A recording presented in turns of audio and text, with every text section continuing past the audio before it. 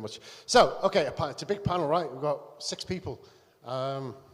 45 minutes before we break for the wine. So we won't go past 5 o'clock, so if there's any questions, come up to 5. You can ask them when we're having our drinks, okay? So we continue to face many challenges, as you've just seen me outline. Regulation, decarbonisation, data, digital, and ESG, to name a few. I talked about the talent race, and that's going to be a major issue for us. Traditionally, we've been poor at attracting young talent to our industry. As we move ahead with data, digital, innovation, decarbonisation, this is our opportunity to attract people. I said about my 5 pillars: technology, policy, finance, social, and collaboration. We saw last week at the GMF, many of these topics were discussed, not just decarbonisation, but the whole of the ESG agenda, which was excellent news. I think, Michael, you were there, right? So I've seen the reports coming back, really encouraging. And again, working in collaboration. Who'd have thought a few years ago, before GMF, that you could get all those senior people in a room working together? Great example. So let me introduce the panel. We have Michael Parker, Chairman, Global Logistics, Shipping and Offshore from Citi. Caroline Yang, Chief Executive, Hongland Marine, and President of the Singapore Shipping Association. Christian Nolting, Head of Banking and Leading Relationship, Purus Marine. Jan Wilhelmsson, Chief Commercial Officer, Nautilus Labs. Nitin Mehta, Group Financial Officer and Head of Strategy, GMS. And Andrew Nimmo, Partner, Watson, Farley and Williams. So we had a call on Friday, right, to say, how are we going to set this up? Are we going to ask an individual question? That may get a little bit messy, mightn't it? But I thought we've got such a diverse set of people here today. It'd be great to say the same question to each of the panelists and see what view we have first of each of the people. So leading companies are making pioneering moves to future-proof their fleets, and finance providers are increasingly requiring exemplary ESG performance from their clients. We have a diverse panel today, as I said. Let me open to the panel by asking each of you, how do you feel as an industry we are adopting ESG principles, and how does the level of adoption difference across the maritime sector? Does anybody like to volunteer? It's always good to volunteer to go first, right? Michael. There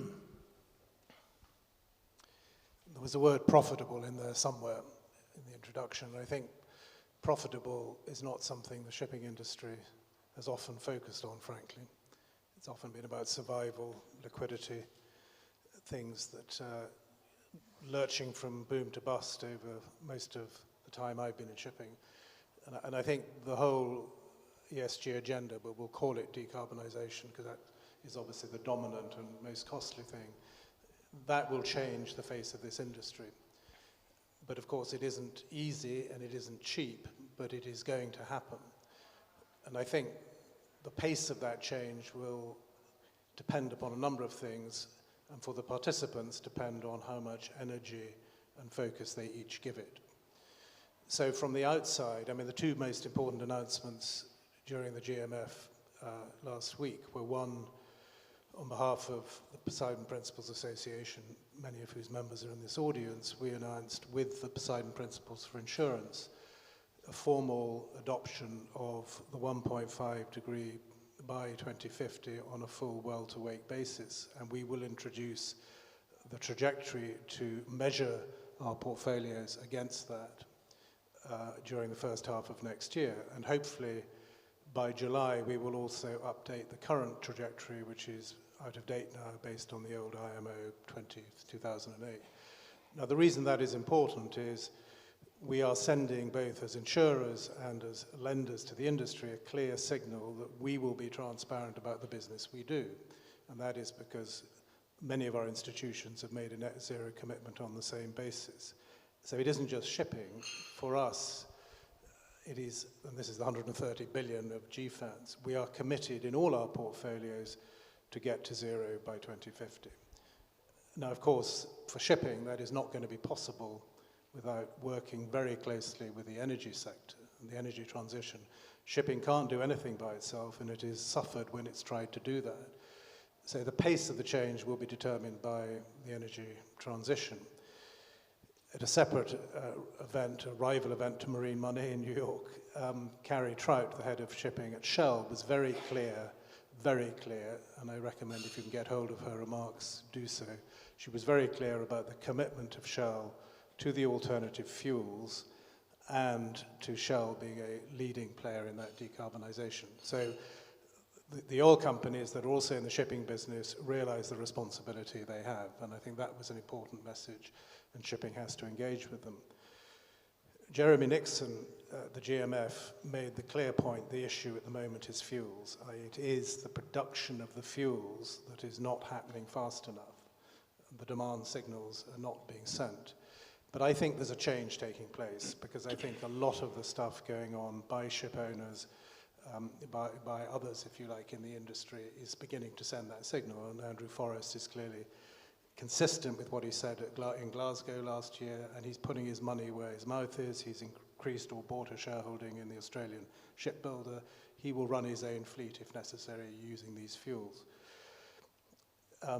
So I think on that score, we're doing well. The other important announcement was the COSEV Alliance announcing the increase in their membership to another 9. This is the alliance of the consumer companies like Amazon, Unilever, Michelin, Target. They will drive the pace of this change, in my view. The container sector will lead it for 2 reasons. One is it is closest to the end consumer. This industry is going to be driven by the end consumer, not all the people in the chain that have historically driven it. And therefore, the containers have to be first, and before Glasgow, they made a commitment to removing all fossil fuels in their supply chains by 2040, which triggered Maersk changing its ambition from 2050 to 2040. The addition of these members just reinforces that signal that the consumer wants this to happen and actually wants it to happen quickly. The nature of that business and the consolidation that's occurred in the sector and the financial strength that those companies have benefited from, given the last 2 years, I think enables them to continue to lead. So we heard about Hapag-Lloyd earlier, but Maersk, CMA, CGM, MSC, they are all very actively looking at how they're going to fuel their fleets.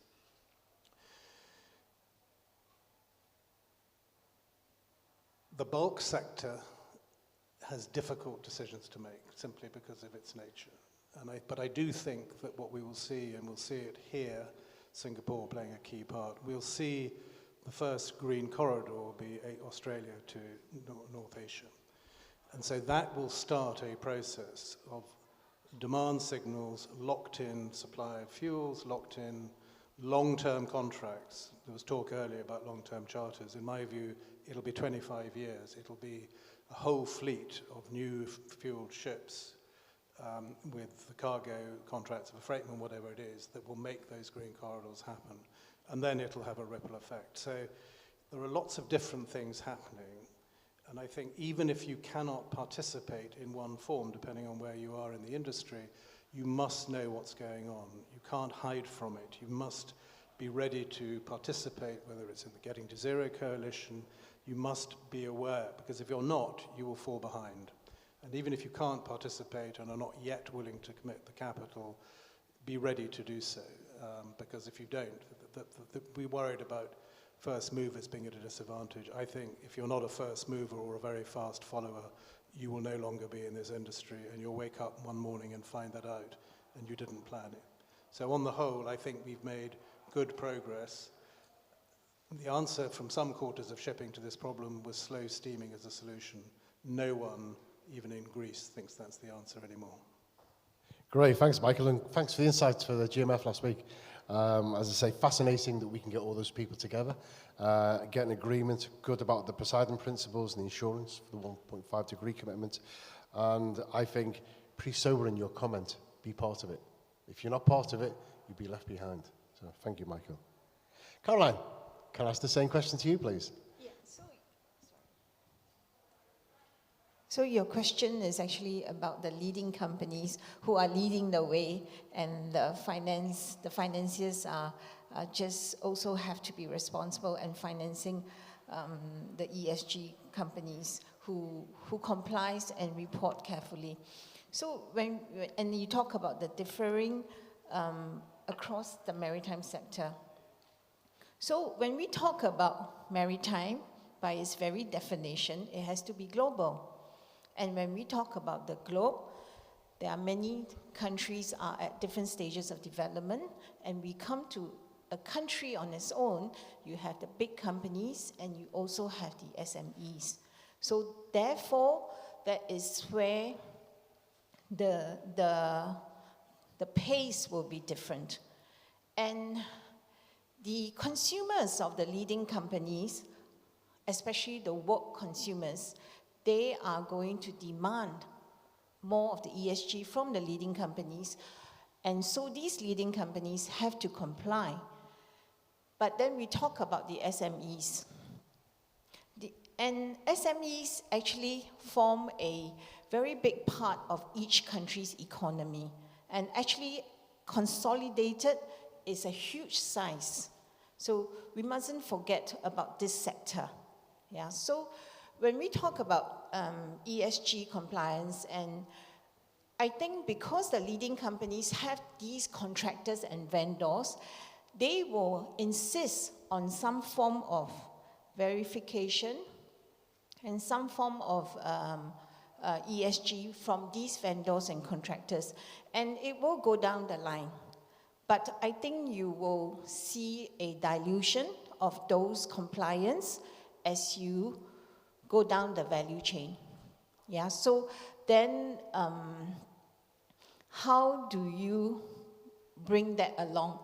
As I always said, in this journey to decarbonization, you are as fast as the slowest member. So you need to bring everyone along. So in terms of, in reality, the leading companies will have to pay more because they will have to get more from the consumers, and they will have to pay more to the contractors and the vendors so that everyone comes along to this ESG. But I do see that the pace of development will be, it will be patchy, and it will differ across the sector for the maritime, depending on the companies, and also depending on the banks. Because, of course, many banks want to be seen as a responsible financier. But really, it depends on different banks, different sectors, the ones that you concentrate in. Yeah, thanks. Great, thanks, Caroline. And, yeah, let's not forget about those SMEs. Really important, right? Really important. And I like when you said, you know, bring everyone along. It's going to be patchy. We're going to have the leaders. But, you know, going back to what Michael said, follow it. If you don't follow, you won't be with it. You know, it's a pattern coming out there as well. So, Christian, posing the question to you, you know, how do you feel as an industry we're adopting their principles? Good afternoon. Maybe it's good for you to understand first who I'm working for and who I am. I mean, first of all, I work for Purus Marine, and we provide low carbon or lower carbon transportation solutions. That's our aim. Second thing is I'm an ex-banker. So I've spent 15, 16 years on the banking side, seen the transitioning from poor credit focus to a more sustainable focus of, or ESG focus of clients.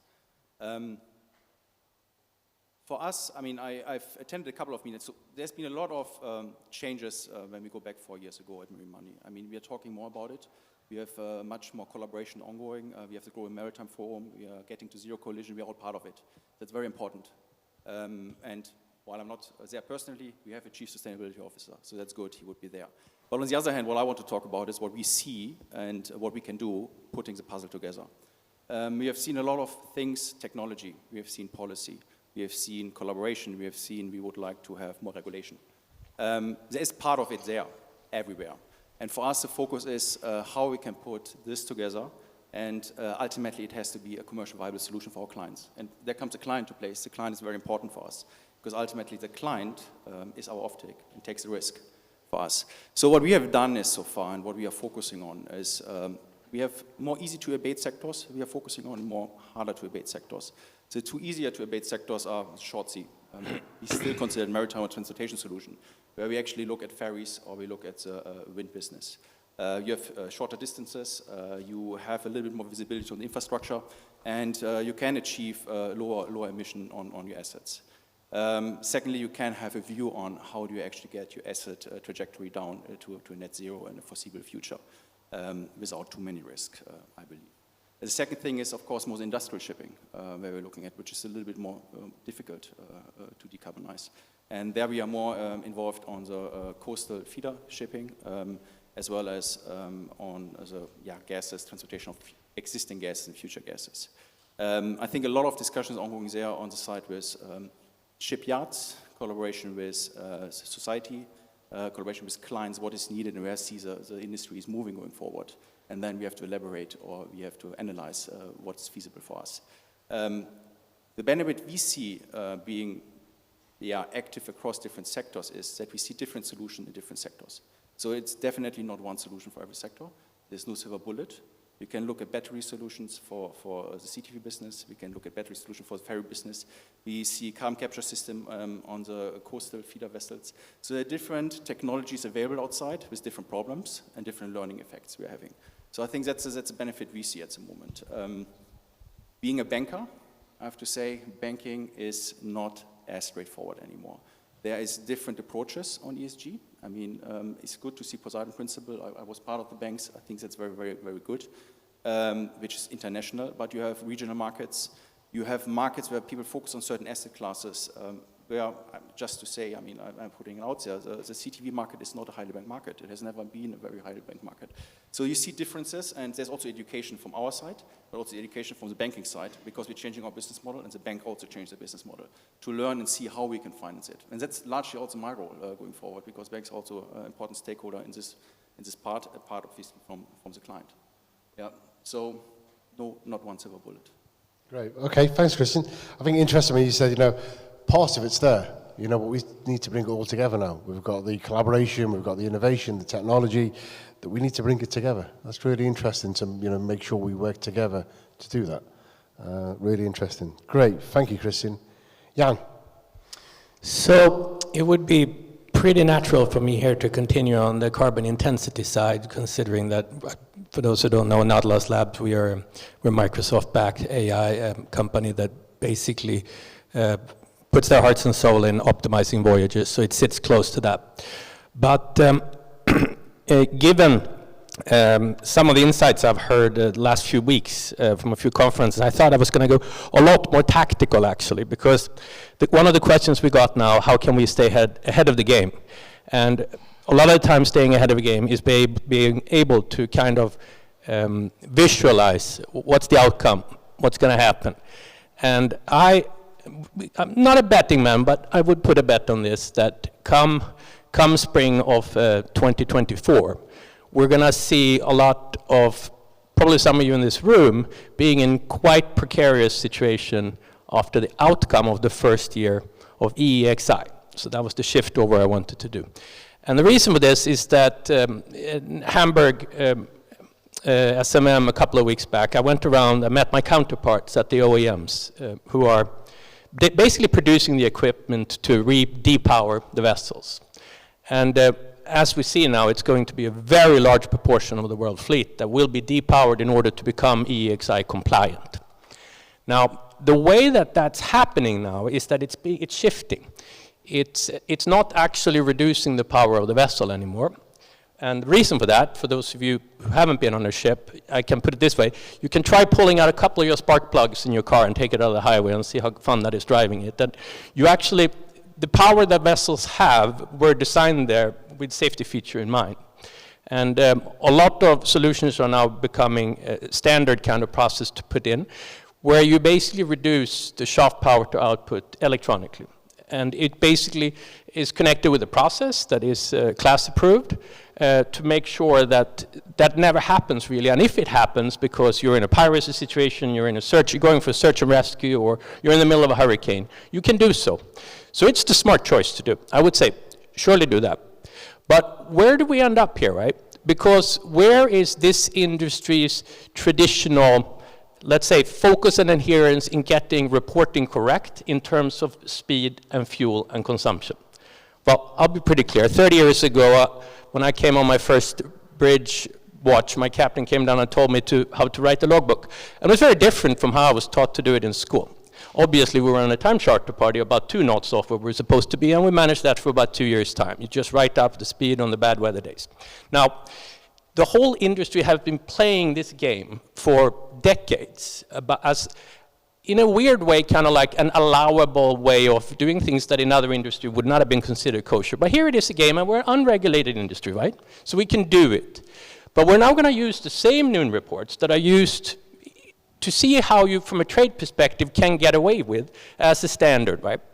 So when we now, on the more execution side, put all this equipment on board the ships, and 90% of transformation, digital transformation is 90% transformation and 10% digital. So we put these boxes on board, and then the whole idea is that with this installation, the owners get the option, do I just put in what is required for 20K, and then at the end of the year there is a data dump, and that's sent ashore, and then you'll know whether or not you've been compliant. Or do you link it in so you have it live? I have a hunch that given the kind of attitude towards accurate reporting on speed and consumption that we've kind of lived through as an industry, and now working with digital transformation in the past 10 years, there is very little chance that that will be highly successful in all companies. Which means that there will probably be quite a few ships that you have on your books that may or may not have been in quite serious breach, because this is now a MARPOL breach.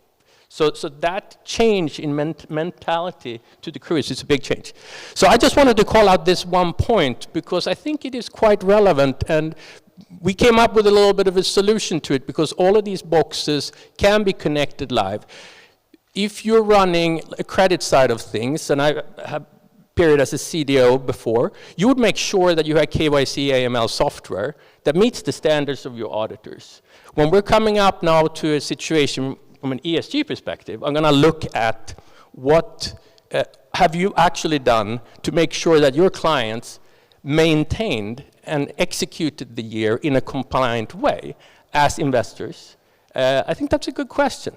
So I am quite wondering, why is the industry now, when all this is being done to make them compliant, not spending the extra 2,000, hooking them up, spending an extra couple of hundred a month as a blanket contract to have them monitored, to make sure that they're actually, throughout the year, this is working out well, because this is a tough change. So, just one point. Yeah, it's great. Some good comments there, Jan. You know, change of culture, right? You know, so moving from that data dump to live data feeds, it's a change of culture. And I think when we look at all our crews now, officers' crews, data, digital, innovation, decarbonisation, it's a change of culture.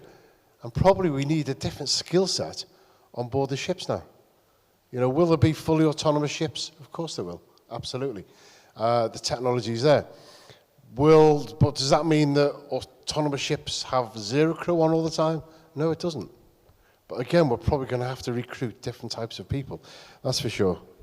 So Kevin, you've got your date here for 2024, and Andrew, there's Andrew, wherever you are, in spring. So we're going to come, sit down with Jan and see about the outcomes of EXXI and see what situation we're in, Jan. Thank you, some good comments there. Great, okay, Nitin, over to you.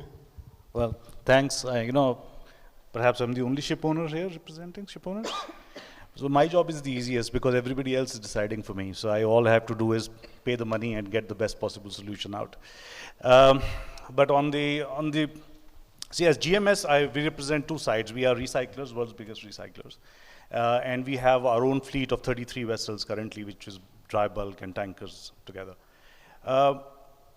I can tell you as a responsible recycler also and a ship owner, changing the entire fleet is not going to be the answer, obviously. That is something which is even on the table. Then the next answer is we are in a sweet spot. Our sweet spot is 12 to 15 years of age of tonnage. Now, when we look at these opportunities, when we look at these options, some of which were discussed during the day also, we are also essentially looking at technology and collaboration. There's only two keywords which I'm going to take away from here. Because technology is the only thing which is going to help us keep these vessels longer in the sea on employment. Because make no mistake, building a new vessel for every 20,000 ton of steel, you actually burn 15 million tons of coal. So it's not easy, it's not sustainable. I'm not even counting the damage done by paints and everything else, which of course have to follow. So the answer perhaps is technology and collaboration. So technology is something that we are looking at GMS. So we are looking at various options. We have already had 2-3 presentations from various providers. Anybody in the room has a solution, I welcome them to meet me and present to us. We are based out of Dubai. But what we believe is that technology is the answer perhaps at this point in time, and collaboration is another one. Because the elite panel before us also, I heard only one banker talk about retrofitting, funding of retrofitting. Now, we all know that that's going to be reality. So I want to know where banks stand on it. Are they ready for retrofitting? Because some of the solutions I have seen may cost up to $5 million a piece.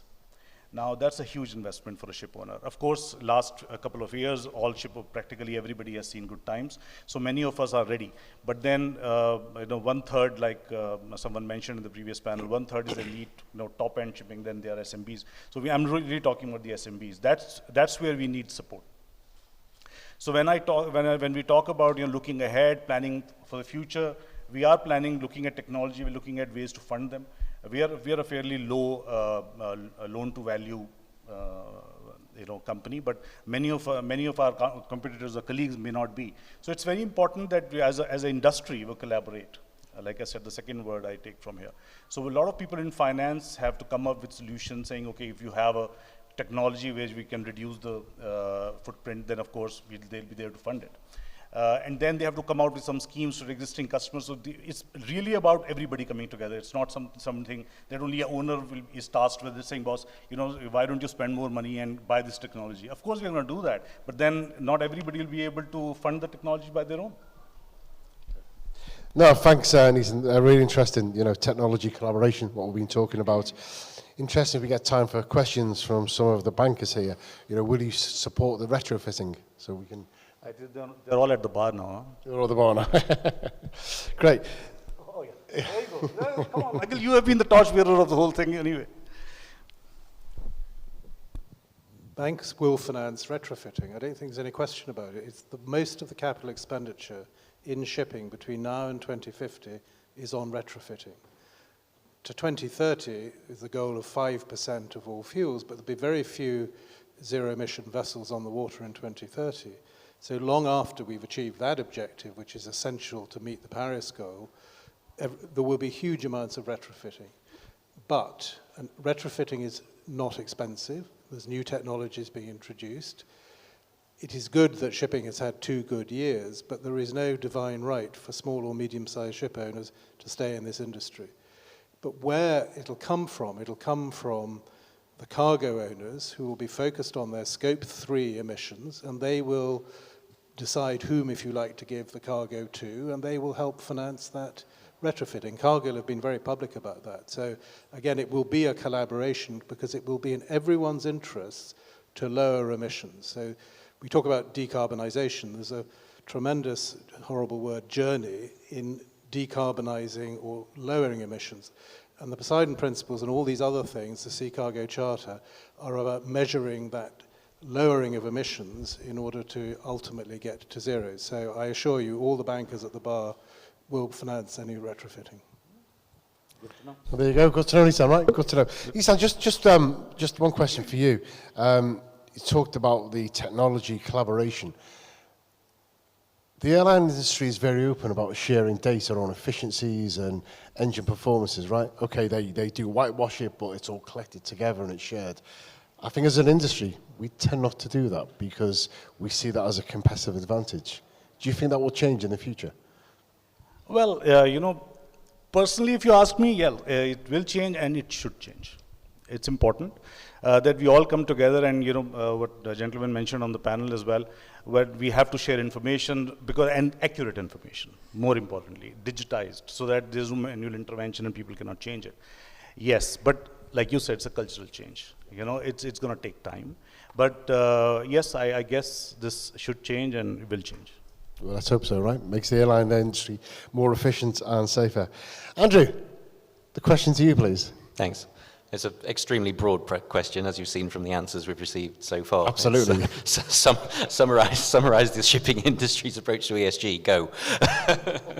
So thanks for that. Just picking up on another part of your question, you mentioned that owners are being requested to undertake exemplary performance for ESG.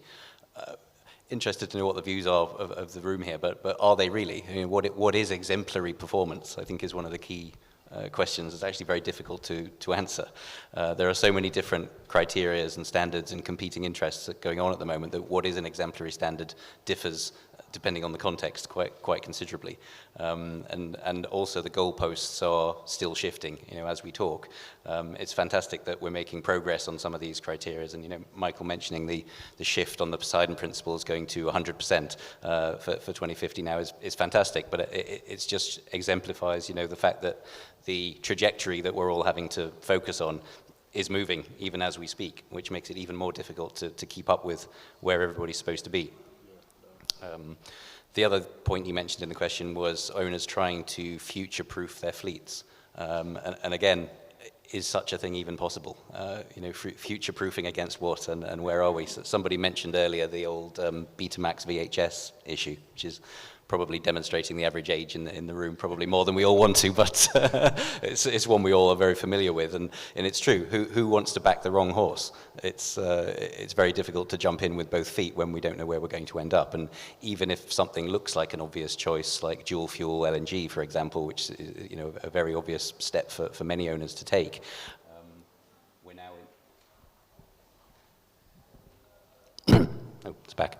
We're now into a situation where, we're looking at methane slip and all of the issues that you have with that using LNG as a fuel. And you're getting people like UCL in London writing papers that are, in my view, incredibly unhelpful, saying that, we're going to have a stranded asset problem with LNG-fueled vessels by 2030. I saw a paper on this recently, and they are estimating that stranded asset value as anything from 100 billion to 800 billion, depending on where you end up, based on some input values. But, that was based on some fairly questionable assumptions that they were making, including, I think one of them was that none of those vessels would be, it would be impossible to retrofit any of those vessels to alternative fuels and things like that. So almost making a bit of a nonsense of the results, but still negative publicity out there about, the technology, which is just making it even more difficult for owners to choose where to go next. So it's difficult. I mean, I think in terms of summing up the industry as a whole, there was an industry conference I was at recently where one of the speakers mentioned that he thought that the Russia-Ukraine situation has accelerated the emissions standards progress by maybe 5 to 10 years, going towards a net zero target. And I probably agree with that, but the problem that comes with accelerating to that degree, trying to push things that far when things were already very tight in terms of achieving the goals, is that everything gets very stretched and very strained. And that's kind of where I feel we are as an industry at the moment. It's a bit like, stretching out a piece of chewing gum or Play-Doh. It advances, but it becomes thin and it becomes a bit strained around the seams. So I think, we're making fantastic progress. There's lots of amazing stuff going on, but there's, it's creating an absence of headspace, I think, for a lot of the industry. And, when we're looking at ESG, people always complain everyone's only looking at the E. I think there's so much going on in the E. Where do you find the brain space to look at the S and the G? And obviously we all have to meet the balanced scorecard approach that we all have to do on the ESG criteria, particularly coming from some of the off-takers, as people have mentioned, the big shipping consumers, the mining companies, the traders. A lot of those companies are looking at incredible levels of detail on the ESG compliance requirements now. We've actually had to recruit a team, including a senior partner, into one of our offices to solely focus on advisory work for the ESG sector now for those kinds of clients, because it's such a big focus and such a complex area to navigate. So it's a minefield, but I guess progress, but difficult progress. No, absolutely it is. And interesting when you ask what is exemplary performance. Michael, how would you see that as a banker? How would you see someone, would you be looking at people who go the step further? I mentioned about the 2 class notations Bureau Veritas have, about compliance with the basics, but going that one step further. How would you see that exemplary performance? Well, I think it's a case of, I take Andrew's point, it's a case of people doing what they can with the assets they have, and I fully understand why, unless you are a particular company like a Maersk, who is leading the way, you may not want to make the wrong investment decision too soon. I think generally that there will be several fuels, but it's probably too early to say what they are, and obviously people are going to wait to see what happens with the first ammonia vessels. But I think why this has changed is that emissions rather than freight rate is going to become the dominant metric for this industry, because it's emissions that will determine whether a ship has a cargo. And these emissions are going to be measured. The shipping industry is very fortunate to have the global maritime, a global regulator in the IMO, and data that comes from the DCS regulation that the banks and others can use.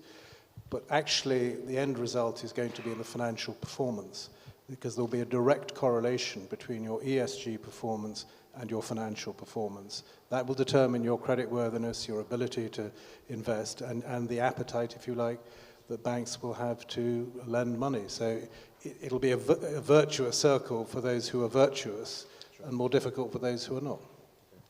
No, interesting, isn't it? Interesting. Just picking up on that, the obvious thing there is the emissions trading schemes that are probably going to come in, and the inevitable carbon taxes as well. That just has a direct financial impact on the bottom line, depending on your emissions performance. Absolutely, absolutely. Great. I think we've had some good answers there. Any questions from the audience? Have we all blinded you with science? No, okay. So I think what Andrew said, future-proofing, is it possible? Who knows, right? Who knows? Well, when we started talking about alternative fuels, it was ammonia, and then methanol came along, and hydrogen. I still know nobody knows what it's going to be, and that's exactly what you said, Michael. There's several fuels there, but who is going to win it in the end? And I think just before we close, I think emissions will dominate the measure of the industry, as Michael said. So I'm quoting, you've got a lot here, Michael. We'll put it into the press later, if that's okay. But also, don't ignore it. Don't ignore that ESG journey. That if you ignore it, you won't be here to see the end of it. So I guess the closing message, referring back to my presentation, is the ESG is a journey. There's no end goal. Take it on board. Make sure all of your people are bought into it, and communicate it internally and externally with all of your stakeholders. Thank you.